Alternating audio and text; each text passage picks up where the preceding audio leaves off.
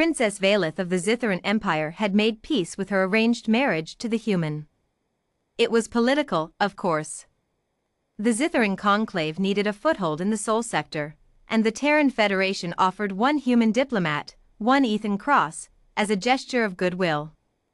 Valith had reviewed his file. Former military. Translator Corps. Decorated. Retired young. Now a quiet man who tended a garden on the palace grounds and read old paper books and smiled at her like she was worth smiling at. She had expected a warrior. She had received a gardener. He is soft, her handmaiden Silri whispered on the third morning, watching Ethan carefully water a row of tomatoes he had somehow coaxed from Zitharan soil. He is harmless, Valith corrected gently. She believed it. She had come to love that about him. Ethan Cross knew exactly what his wife thought of him. He didn't correct her. There was no reason to. The war was 12 years behind him. He had carried enough weight in those years to last several lifetimes. Now he carried a watering can and a worn copy of Meditations by Marcus Aurelius, and he was content. He was also watching. He always watched. Old habits from the Kepler engagements, where the enemy telegraphed their moves 3 days before striking, if you knew how to read stellar traffic patterns. He had noticed the Dravosi cruiser in a distant orbital lane 6 days ago. He had noticed the second one 4 days ago. He had said nothing to Valith, because he did not yet have proof. On the 7th day, 3 Dravosi warships dropped out of transit directly above the palace moon. The emergency alarm split the morning air like a blade. Valith stood at the war table within minutes, her generals surrounding her, their voices overlapping in controlled panic. The Dravosi were an old enemy, brutal, patient, and precise. Their demand was simple: surrender the princess, dissolve the Zitharan-Terran pact, and no further action would be taken. She was composing her refusal when Ethan walked into the chamber. He was still in his garden clothes. Soil on his boots. He held a data tablet in one hand and a cup of tea in the other. He looked at the star map, set his tea down on the edge of the war table, which made 3 generals flinch, and said, quietly, their shield modulator is running hot. Silence. Excuse me, said General Karath, the oldest and most decorated soldier in the Zitharan fleet. The lead ship, Ethan said, tapping the display to zoom in on the cruiser's exhaust signature. Ionic dispersion pattern is irregular. They pushed hard through the transit window, which means they haven't had time to recalibrate.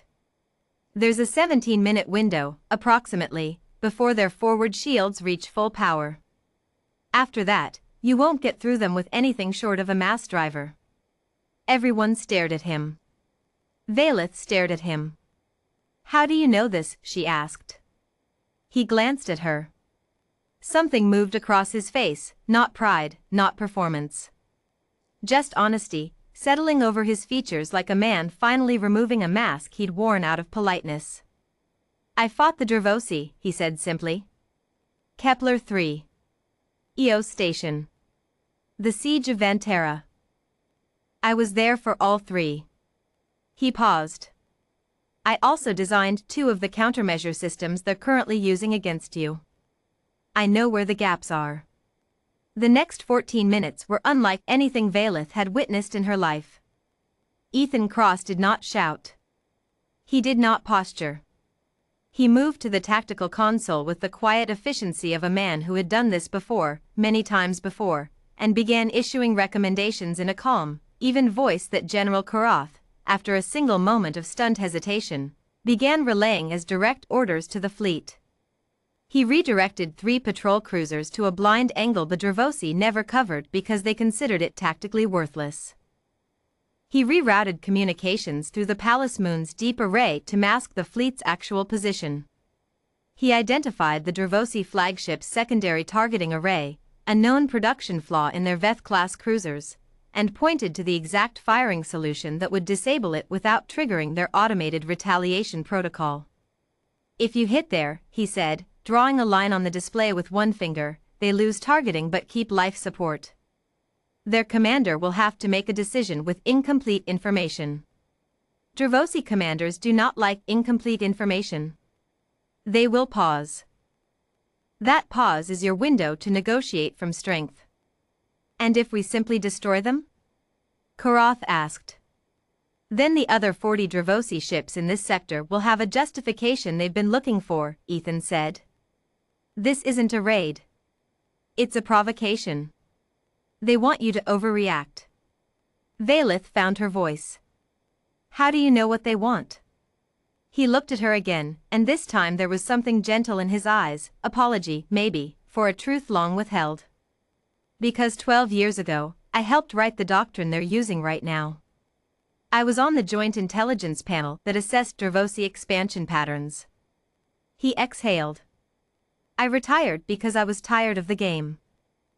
But I never forgot how it's played. The Dravosi flagship's secondary array went dark at minute 13. The Zitharan fleet held position. The Dravosi commander, blind and furious, demanded communication. Valith answered him herself, standing tall, her voice carrying the weight of 1,000 years of imperial bloodline, and delivered terms so precise, so well informed about Dravosi internal politics and supply chain vulnerabilities, that the commander went silent for a full 40 seconds.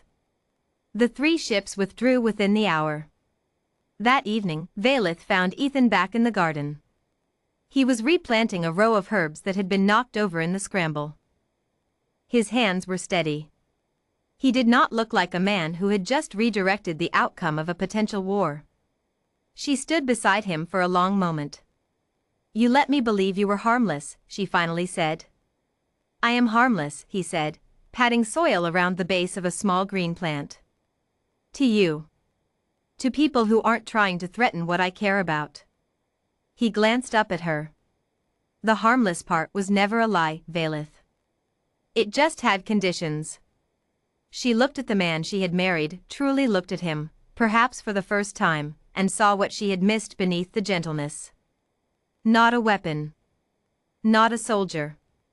A man who had chosen peace with full knowledge of the alternative. Who had put down the instruments of war not because he lacked the strength to wield them, but because he valued something more than power. And who, when the moment demanded it, had picked them back up without hesitation, without drama, and without a single wasted motion. My people have a saying, Valith said softly. The river does not boast of its depth until you try to cross it. Ethan smiled. It was the same quiet smile she had always known. Humans have one too, he said. Still waters run deep. He handed her a small trowel. Help me finish this row? She knelt beside him in the soil, a princess of an ancient empire, beside the harmless human she had married, and understood, at last, that the most dangerous thing in the galaxy was not the loudest, or the largest, or the most armored. It was the one who had already survived everything, and simply chosen not to make a fuss about it. The Dravosi did not return. Word spread, as word does, through the back channels of 100 civilizations. The Zitharan princess had a human consort. He gardened. He read books. He was very, very quiet. They left her alone after that.